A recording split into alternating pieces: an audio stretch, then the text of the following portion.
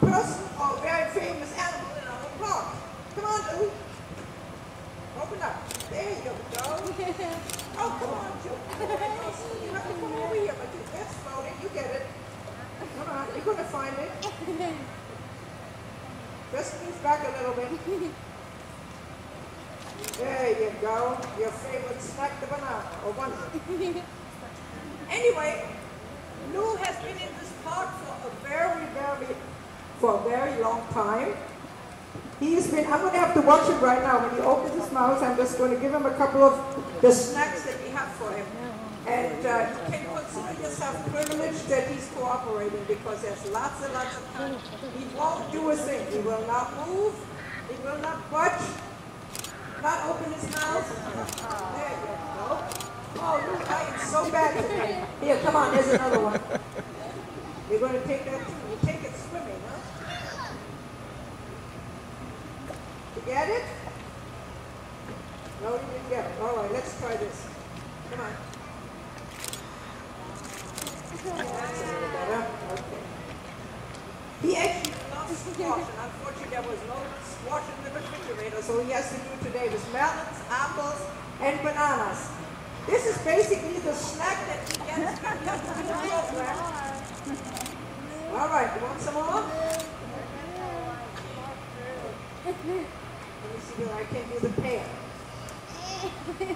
Just move over a little bit, and I'm not a... Okay. I'm really good at this. I guess I'm going to need some helpers over here.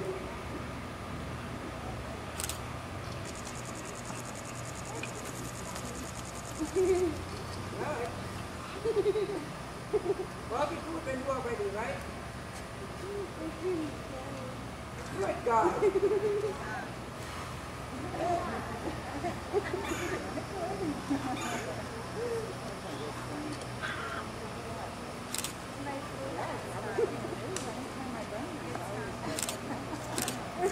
Finally, we got one in.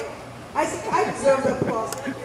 Well, anyway, a lot of times we have to do that. We actually, we have to beg it. Everybody's going to sing, clap and sing, woo. All right, you're going to get a figure here. Come on. Want that? Come on, I want to tell people something about you, so put it up. Okay, Lou is a 55-year-old hippopotamus. He is in our park, has been in our park for a very, very long time. He was born 55 years ago in the San Diego Zoo in California. And in his early years, he was actually a television star. There may be some of you that remember TV series like Dactaris and Cowboy in Africa. And the hippo in that program was our Lou over here. During the time when there were breaks in the production, things like that, he usually stood here at our park. He had, however, a donkey by the name of Sue that sort of was leading him onto the set every time. And when that lady went to donkey heaven, he sort of became very unpredictable and uncooperative. So they decided to retire him early as a, I don't think he's going to do too much with your waving, but you can try. But he may have had enough to eat, and he may come over there. And actually, I'm going to warn you of something right now. If you see anywhere backing up against the wall over there, you have a sign over there that says splatter zone. If he turns his back, goes with his head underneath, and lifts up his back, he may be ready. There you go! He did it in a place where I didn't really expect it. Oh, cute. And usually he floats around and he swims right through it, so he does some very unappetizing things, but maybe not today. But anyway, so you got already two of his antics, which is very nice. You also heard him grunting, so you really got a treat today. But anyway, when he retired, he was actually a permanent fixture in our park. However, when Florida Fish and Wildlife took over our park from being a private park, becoming a state park, they decided that all the animals which were not native to Florida, and they were a lion, peacocks, monkeys, and hippo, They decided they had to go somewhere else. Now Hippo was already very famous here, and the Citrus County people just loved him. So they began to collect signatures, and thousands of them ended up on the desk of the then. Now look at this, where on the desk of then Governor Lord Childs, and he made the executive decision to make Lou the honorary citizen of Florida. So he has a parade stay here for life. And he's being treated very nicely, and everybody loves him. He has his own web page and Facebook page, and he has a bench over there with one of our volunteers who loves to play the so we really enjoy having him here. And he is very, very respected today, and he's doing the job that he's supposed to do. Now, of course, since I said he's not native to Florida, he's not native to America, he's actually native to the sub-Saharan Africa, a very, very hot place. I was in Africa last year, and I saw lots of hippos in the wild. They usually hang together in a whole group or congregation, and there's always one dominant male that takes care of that whole group of 20 to 30 hippos. There may be smaller male hippos in that bunch, but they are very submissive, and only when they grow up and when they feel that they can challenge the old dominant male, very serious fights ensue. The hippos usually, they have two tusks on the side of their mouth and very ferocious teeth, and when they start fighting with each other, they can really inflict very, very serious wounds on each other.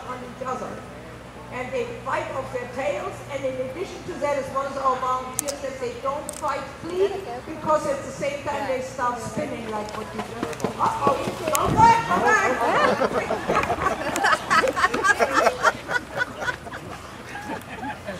Because I have heard that spouses or whoever got spattered with this stuff, the spouse will not go home with you. It's pretty nasty stuff. So stay away. You did it now. Oh my goodness. Well, aren't you active today, ladies? In addition to that, you're very lucky that the water is very clear today, because we had a lot of the duckweed over on this side of the pond the other day, and you couldn't really see Lou at all. So today you're very privileged. Of course, hippos live in water. They're very sensitive to heat, and of course, since in Africa it is very hot most of the year, they will spend up to 16 hours submerged in water. The only thing you will maybe see is their mouth, their nose, and their ears sticking up, so they can look around what's going on and they can breathe. They need to breathe every 5 minutes. If they are asleep, they come automatically up every 5 minutes, take a breath of air, and sink down again. They are not necessarily conscious of that. The hippos are the third largest animal in the world, behind the elephants and the rhinos, and they are very dangerous. As a matter of fact, there are more human beings killed in Africa than killed from lions. We see them as very bulky, and you think, boy, these guys can't run, but they can really speed up to 30 miles per hour. And if they feel threatened by human beings or by poachers, they will definitely go after them. Despite their bulk, they are very good at traversing steep river banks, because at nighttime they will come up and they feed up to 8 hours on especially grass and other and plants, anything that's around for them to eat. The female, when she's pregnant, will have a baby in 8 months, and it weighs anywhere between 50 and 100 pounds. Female alligators weigh approximately 300 pounds, but the males can weigh anywhere between 6,000 and 8,000 and 9,000 pounds. Our Lou over here is approximately 6,000 pounds. I don't know when he was weighed the last time, but that's sort of the last figure that we have of him. You may occasionally notice it, or especially in Africa, people notice it, that the hippos exude some kind of a reddish liquid, and there's sort of the mist going around that they sweat blood. They really don't do that, but it's some kind of a liquid, and scientists have determined that it can be acting as a lubricant, as a moisturizer, and even as an antibiotic.